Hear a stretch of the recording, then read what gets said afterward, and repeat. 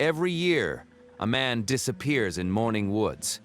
No body is ever found. No scream is ever heard. The locals whisper about Blackwood Manor, an abandoned estate hidden deep in the ancient forest, wrapped in weeping willows and creeping mist. They say a beautiful woman appears before the victim. They say she is nearly naked, glowing in moonlight, her voice a whisper that promises pleasure beyond imagination. They say the men always follow her, and they are never seen again. But this year, something is different. This year, a man walks into Mourning Woods. He is not looking for pleasure. He is looking for shelter from a storm, and he has no idea that something in those woods has been waiting for him. Elias Vance was a botanist, a quiet man who preferred the company of plants and soil to people. He had come to Mourning Woods to research a rare flower that bloomed only under the shadow of weeping willows. The storm arrived without warning. The sky turned black. The wind howled through the trees like a wounded animal. Rain fell in sheets, soaking through his coat, his boots, his hope. He stumbled through the darkness, looking for shelter, any shelter. And then he saw it. Blackwood Manor. The mansion rose from the mist like a forgotten memory, tall, gothic, beautiful in its decay. Vines crawled up its stone walls. Windows stared like hollow eyes. Elias did not believe in ghosts. He did not believe in curses. He pushed open the heavy oak door and stepped inside. Elias lit a fire in the grand fireplace. Dry wood sat in the hearth, placed there deliberately, as if waiting for him. The flames cast dancing shadows on the stone walls.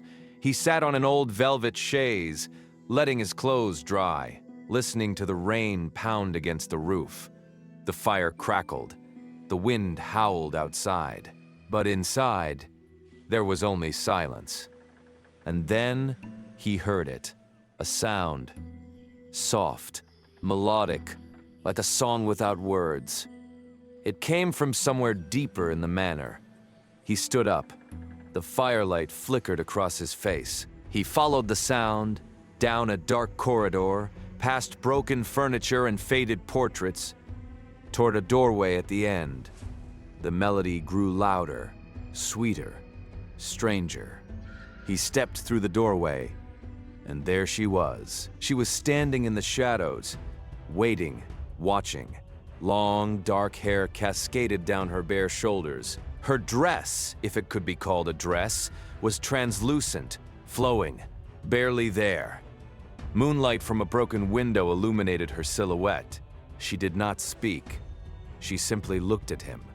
Elias felt his heart race, but not from desire, from recognition. "Do I know you?" he whispered. She tilted her head. Confusion flickered in her green eyes. No one had ever asked her that before. She stepped closer. Her bare feet made no sound on the stone floor. The firelight from behind him danced across her skin. She reached out and touched his hand.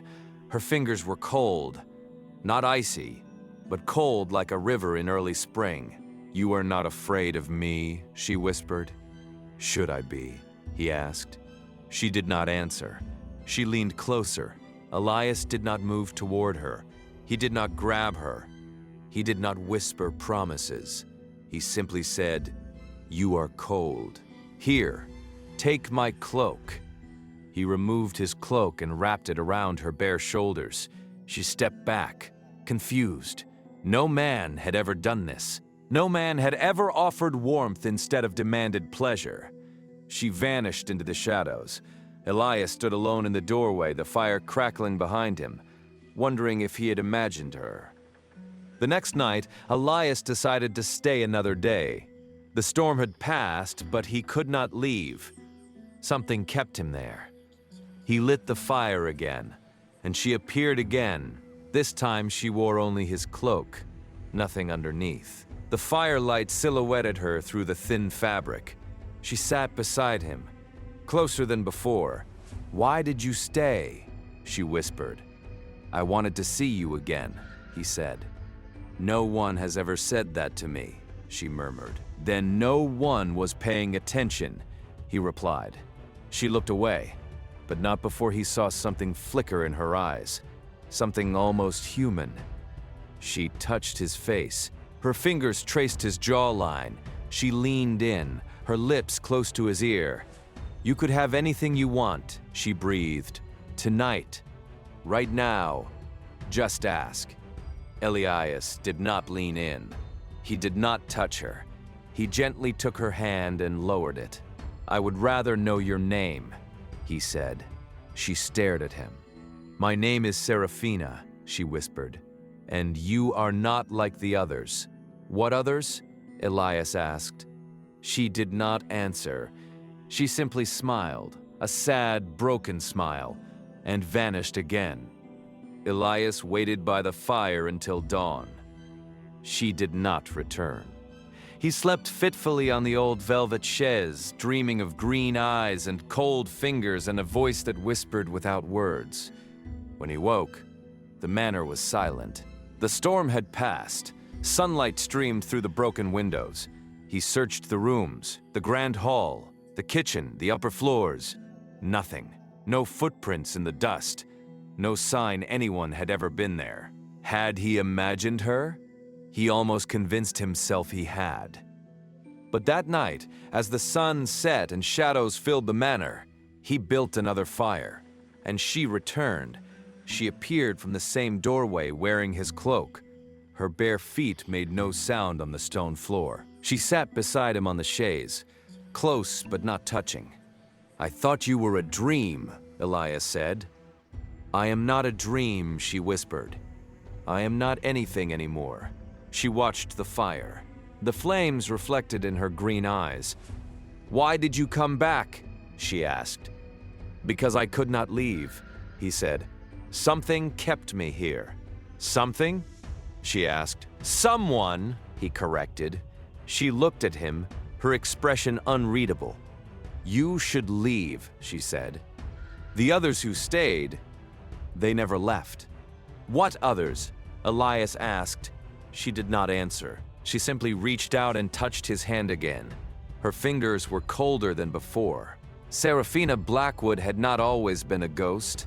Once, she was a woman of flesh and blood, beautiful, wealthy, in love with a man named Julian Blackwood. They married in the garden of this very manor, under a canopy of weeping willows. She believed he loved her as much as she loved him.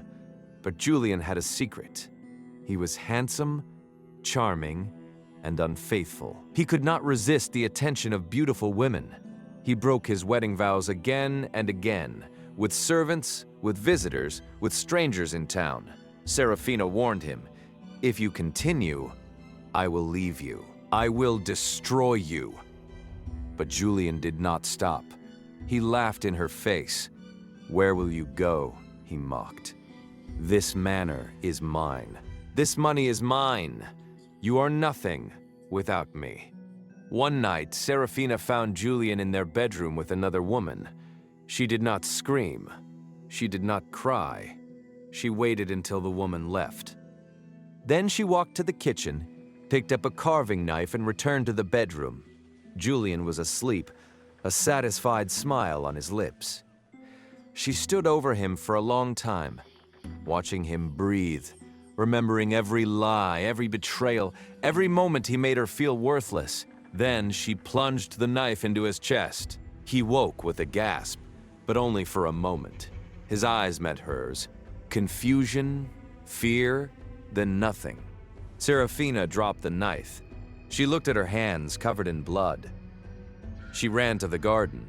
She fell beneath the weeping willows, and as the rain washed the blood from her hands, her heart simply stopped. She died of grief and rage, her spirit trapped in the manor forever. But Serafina could not rest. Her own grief would not let her leave. At first, she was barely a whisper, a shadow that flickered in the corner of the eye, a cold breath on the back of the neck. She had no form, no voice, no power, but the manor held her. The roots beneath the ground fed on her sorrow, and slowly, over months, over years, she began to change. Her shadow grew darker. Her presence grew stronger. She learned to appear first as a mist, then as a silhouette, then as the beautiful woman she had been in life.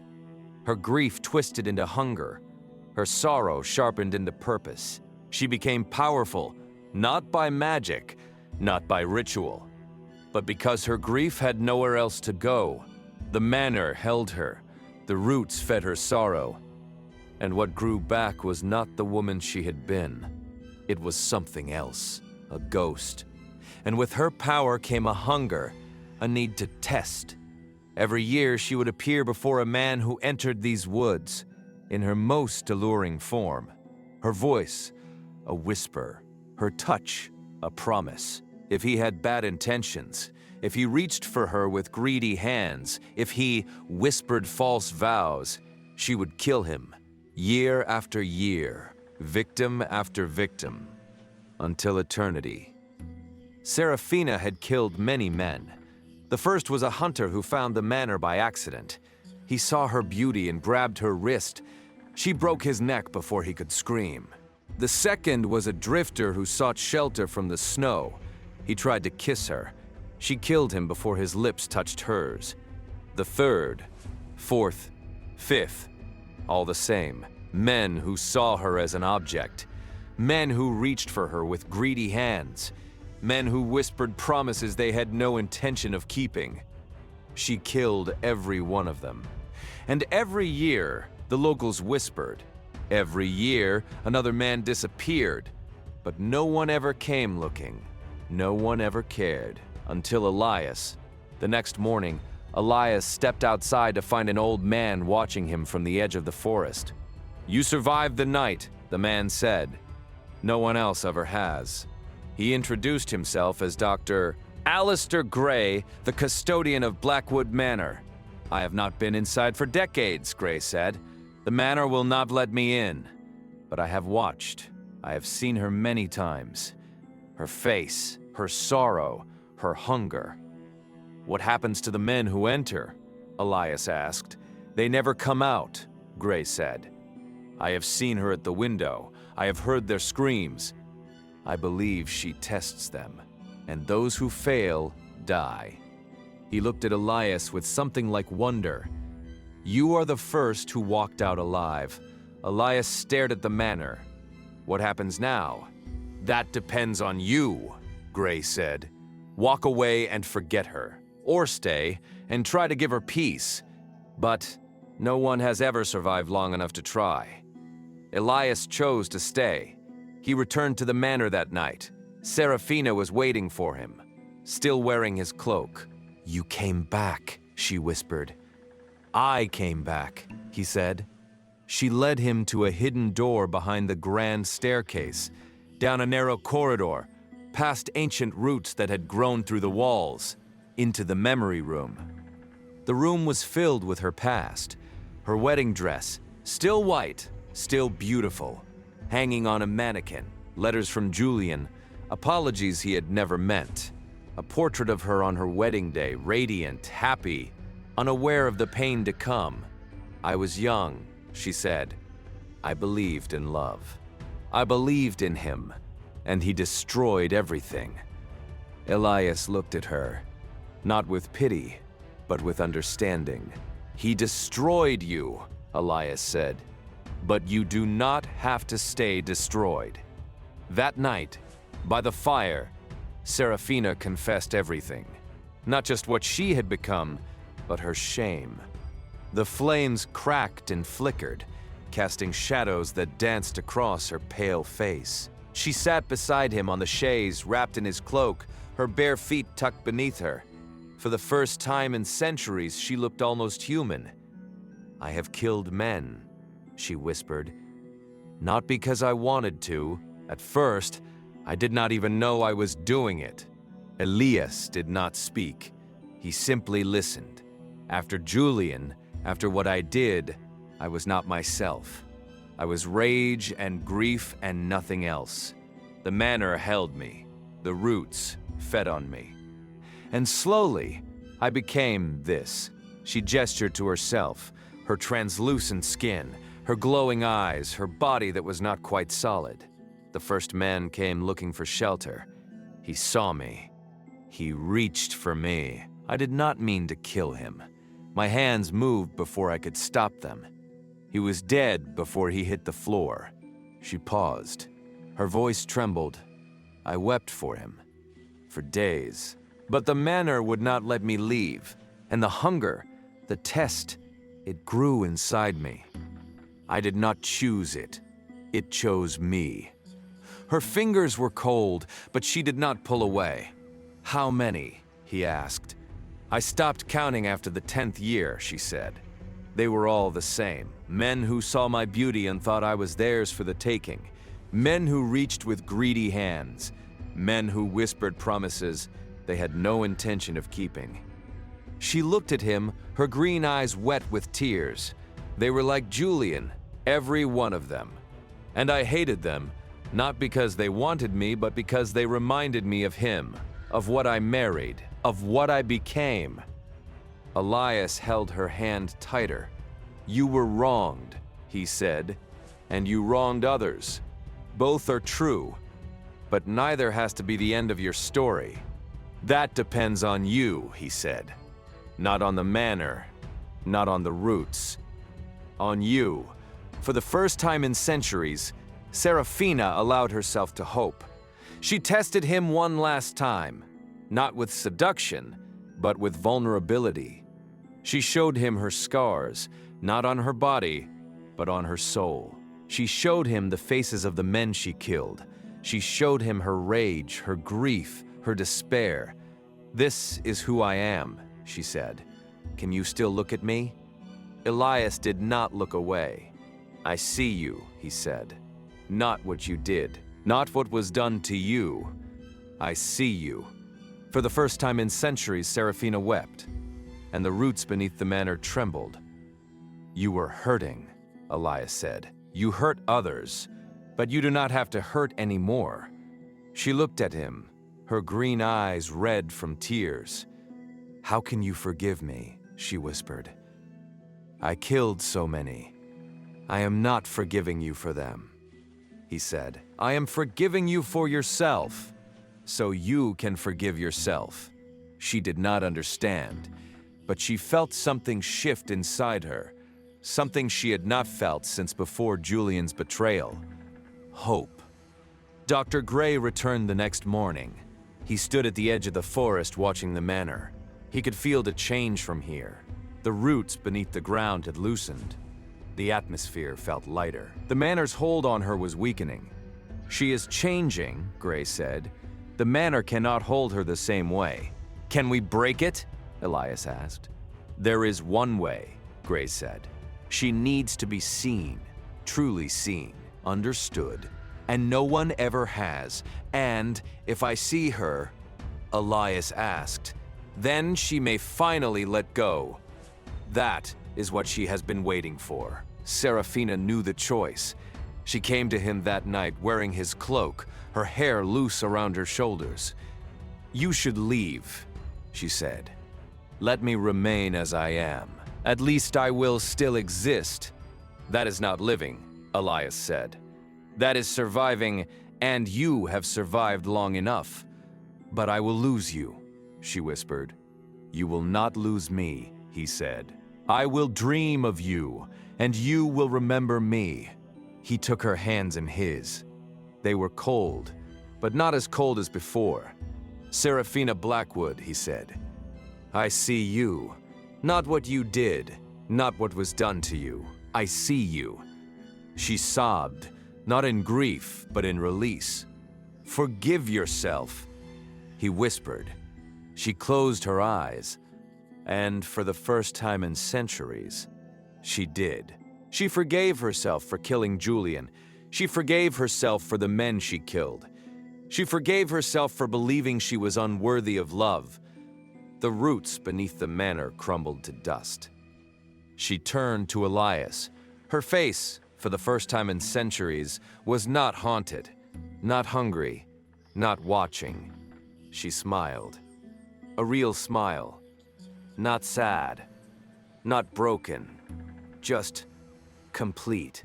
Thank you, she whispered. I will wait for you, she said. not in this world, but in the next. Then she began to fade. Her body grew translucent. The firelight passed through her. The edges of her form dissolved into light. And then she was gone. The manor grew silent. The fire died. Elias sat alone in the darkness. But he was not sad, because he knew, somewhere, in another place, another time, Serafina Blackwood was free, and she was waiting. Elias walked out of Mourning Woods. Behind him, the manor crumbled, its walls collapsing, its windows shattering. Its curse finally lifted. No more men would disappear. No more victims would fall. But as he reached the edge of the forest, he heard her voice on the wind, soft, distant but unmistakable. "You will dream of me, and I will remember." He smiled, and he walked home. He did not marry. He did not fall in love with another woman. He simply lived, quietly, kindly, decently. And every night, before he slept, he whispered the same words. "I remember you, Serafina, and I will wait. Blackwood Manor is gone. The roots have crumbled.